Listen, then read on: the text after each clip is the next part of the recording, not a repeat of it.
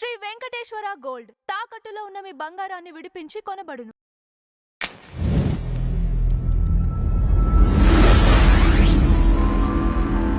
Ma'am, మన హైదరాబాద్‌లోనే ఒక మహిళ నడుచుకుంటూ వెళ్తుంటే నాగరాజు అనే ఒక వ్యక్తి ఆమె పట్ల అసభ్యంగా ప్రవర్తించాడు మ్యామ్. ఈ కల్చర్ ఎందుకు మ్యామ్ ఇలా పెరిగిపోతుంది? స్త్రీలపైన ఈ అగత్యాలు ఎప్పటికి తగ్గట్లే ఒక రాజధాని లాంటి సిటీల్లోనే ఇలా జరుగుతుంటే గ్రామాల్లో మహిళల పరిస్థితి ఏంటి? దీన్ని చూసి మహిళలు చాలామంది ఆందోళన చెందుతున్నారు మ్యామ్. అల్కాపురిలో అయితే అమ్మాయి 25 ఏళ్ళ అమ్మాయిటండి. అవును. ఒక బాబుని ఎత్తుకుని ఒక గొడుగు పెట్టుకుని వెళ్తున్నారు ఆవిడ. వెళ్తుంటే ఒక అబ్బాయి 26 ఏళ్ళట అతను, మీరు చెప్పిన నాగరాజు. వెనక నుంచి వచ్చి అమ్మాయి ఫ్రాక్ వేసుకుంది, అంటే 3/4 ఫ్రాక్. దాన్ని ఇలా ఎత్తాడు. ఎంత అసహ్యం అది. అవును మ్యామ్. ఆ అమ్మాయి వెంటనే ఆగారు. ఆగి మరి కంప్లైంట్ చేసినట్టున్నారు. మరి చుట్టుపక్కల వాళ్ళు కూడా వచ్చారు. పోలీసులు అయితే వచ్చారు. వచ్చి మామూలుగా ఉతకలేదండి. నాకైతే అతను నడవలేకపోతున్నాడు. అవును. జాలి పడక్కర్లే మనం. హ్మ్.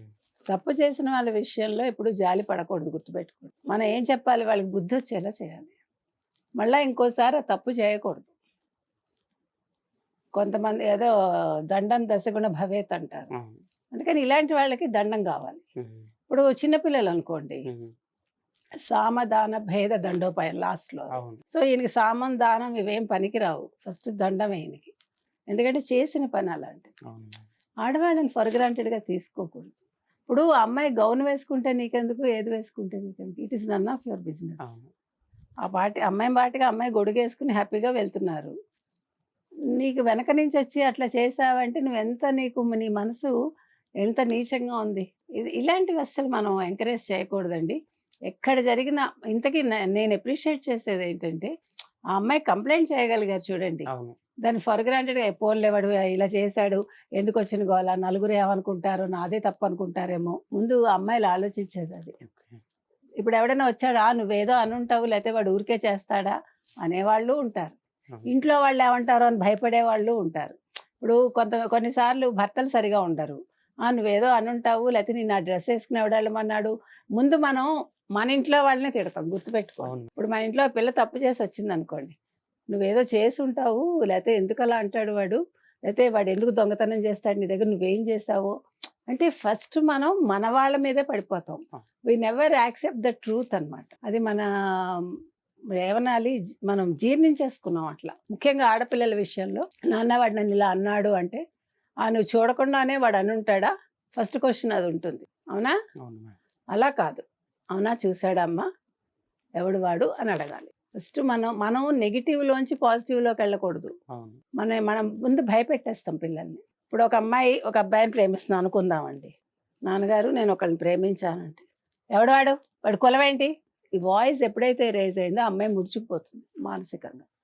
నిజాలు చెప్పడానికి కూడా భయపడదు. అది ఉండకూడదు. సరే జరిగిందా, అబ్బాయిని పిలువు, మాట్లాడతాను.